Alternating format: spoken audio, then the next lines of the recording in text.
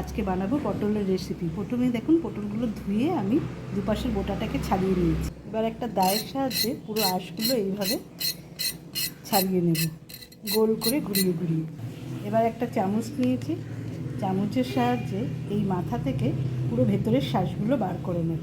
দেখুন এইভাবে শ্বাসগুলো বার করে নিয়েছি, আর এখানে শ্বাসগুলো রেখেছি। পটলগুলো নুন হলুদ মাখিয়ে আগে ভেজে নিচ্ছি, পরে পুরটা পড়বো। নুন হলুদ মাখানো চিংড়ি মাছ আর নারকেল এই দুটো ভেজে নেব। কড়াইতে তেল দিয়ে দিয়েছি আর দিয়ে দিচ্ছি কাঁচা লঙ্কা, এগুলো একসঙ্গে ভেজে নেব। এবার এগুলো ঠান্ডা হলে নামিয়ে পেস্ট করে নেব। তেল দিয়েছি,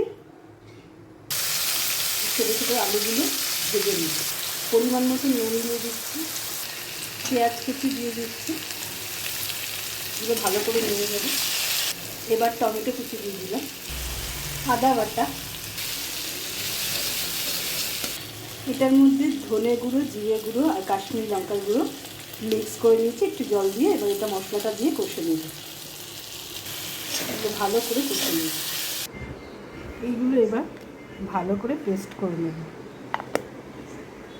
পেস্ট হয়ে গেছে, এবার এই পেস্টটা ভালো করে মশলার সঙ্গে কষিয়ে নেব।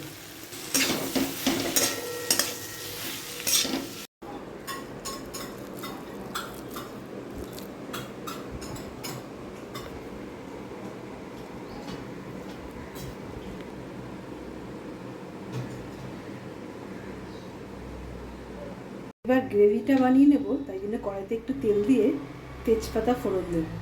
কুচানো পেঁয়াজ দিয়ে দিচ্ছি, সামান্য নুন দিয়ে দিচ্ছি, জিরের গুঁড়ো, ধনের গুঁড়ো আর কাশ্মীরি লঙ্কার গুঁড়ো এই পেস্টটা দিয়ে ভালো করে কষে নেব।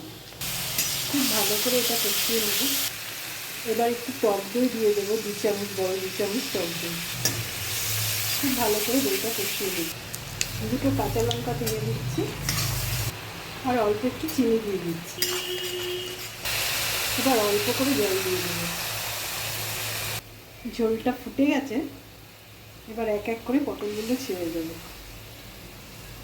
একটু পুর বেঁচেছিল, সেটা গ্রেভির মধ্যে দিয়ে দিচ্ছি, খেতে খুব স্বাদ হবে। এরপর আমি ঢেকে দেবো। রেডি আমাদের পটলের দোলমা। কেমন হয়েছে বন্ধুরা কমেন্ট করে জানিও। বাই।